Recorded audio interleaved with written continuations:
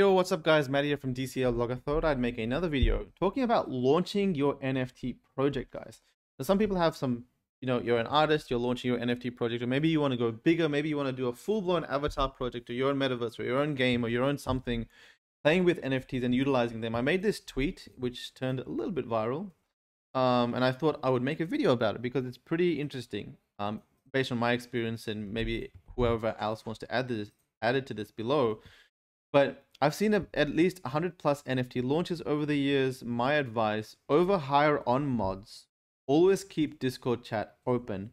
Ignore the haters. Don't overhype on Twitter. Slow sellouts are fine and keep building. So I'm going to kind of go through over each one. A lot of this is digging from the experience that MetaKey has shown me as a co-founder. What's actually required in terms of just releasing an NFT. Releasing an NFT on OpenSea, etc., is very, very, very easy. You'll probably sell a couple of $100,000 worth or $10,000 to $20,000 worth. Maybe you'll go on to sell millions of dollars worth.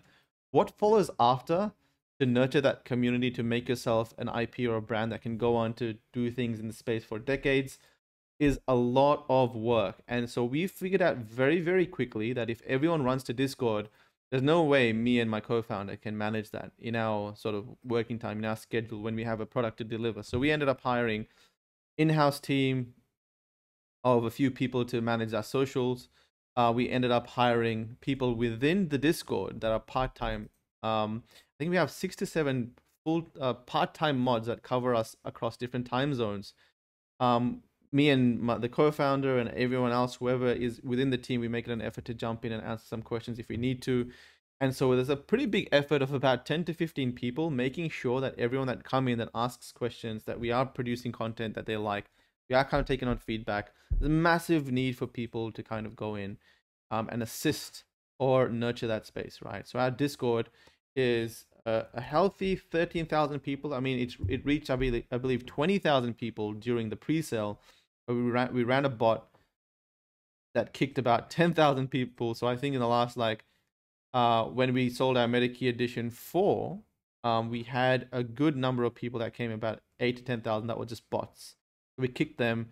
It went to 9,000. So we steadily going back to around 13,300. But our channels are pretty busy. So we need, people. We got Pat over here who full-time focuses on building projects and bringing them up to the attention of everyone. We've got him in-house. He works 8 hours a day based on this specific task, right? We have a bunch of different mods. So our team, our office team, there's about 10 of us. Then we have our key masters, so people that are key masters that have all three keys. They also come in and help when they need to. Obviously, other members that are hanging around that help a lot. Then we have our mods. Where are they? So moderators, it shows there's only 3 online, but there's heaps. We have like 7 to 8 mods, right? I think like community management is one of the biggest tasks in the whole space. If you can just manage and reiterate based on what people want in the feedback, then you've kind of got a solid business if you can continue to do that. And even the MetaKey, you notice that it's run pretty well. It's run full time. We got someone in-house who manages the Twitter and make sure the Twitter grows, that there's engagement, that people kind of get some, we get some feedback on what people like, what people don't like. A lot of what comes through here, we use that knowledge to build our products. We get some feedback on what's going on. This HQ is kind of popping off. That's pretty cool.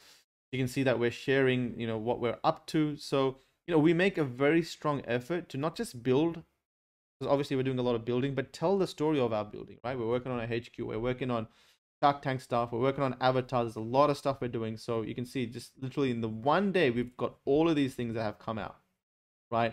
I think the future is mostly about digital awareness and digital showcasing of what you're working on. A few other points I wanted to quickly touch upon.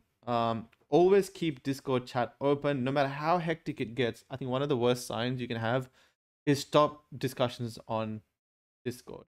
I understand if there's a scam threat, scam that people are spamming, and there's something that's might put the community at risk. But for as much as you can, I feel like you need to keep that Discord open. We kept it open. I think maybe we closed it for a little bit. In fact, I don't even think we did. We just most of the time it was open. The only times we would have closed it if there was a scam threat. But most of the time, people were kind of bashing us sometimes when our sale didn't go as well as we sort of planned. But you know, like we made sure that people could at least express themselves, because if you can't even express yourself, then you kind of feel rugged, scammed, etc.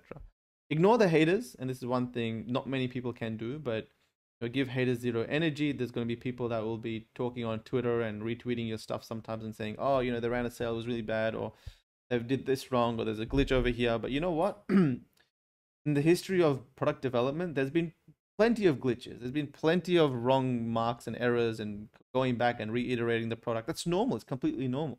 In the world of blockchain and NFTs, we can put it out there, and the crappy thing is we can rarely make a change to fix it. But that's fine. I wouldn't beat up on a project if they made a small mistake. What I mean, like even if you look at Decentraland and some of the other big projects that are now quite relevant, like they had many times where they have had glitches, or people went in on the went in on when the project launched and really didn't like it. There's many moments with Decentraland. I remember it very clearly. But here we are, 2 years after launch date, and we're doing fine. 1.5 years later. Um, don't overhype on Twitter. I think people overhype on Twitter, and then suddenly they get a ton of people that come in and they can't really manage that community management. And that is, I guess it's a big win financially because it does really well. But if you feel like you're going to get 10,000 people that will come in to buy instead of 500, well, you're going to get way more angrier people than true believers, right? So kind of suss out what you think the hype is going to be and base it on there. And that's really advice to myself as well, because with MetaKey, like I had no idea we were going to have so many people come in and buy the Medic, because we sold out in 10 minutes. I think we sold like $8 million worth, and I had no clue. Like we were planning on it for selling for 2 weeks. So that's a lesson for myself. Like don't overhype on Twitter. Not that we hyped, like we never hyped, right? We just couldn't read the interest level with how much we thought it would sell for. Slow sellouts are fine. So being able to slowly sell out and spend a week, 2 weeks, 3 weeks, maybe it takes 2 months to sell out your stack. That's fine. It allows you to keep growing. And as people find your Twitter and people come in and be like, holy crap, this is awesome, I'm going to buy a couple. You start to filter the right demographic, because if you get a big influx of people at the start and they're just completely buying, most of them are going to be speculators. They're going to be buying 10 to 20. They'll FOMO in because it's selling out quite quickly. But if you have a slow sellout, you'll find that organically people will find you. They'll maybe buy 1 or 2 or 3, but you'll get a better distribution that way. Keep building. So the bottom line is to just keep building, right? A lot of this stuff is going to keep happening. You might feel like it's the end of the world with some of your projects. You might feel like this is it, it's over. I remember some of the biggest projects that I've been involved with that are multi-billion-dollar caps today. They've asked the questions, all right, is it over? Like, are we done now? Like, we've been building for 2 years, it's still no traction.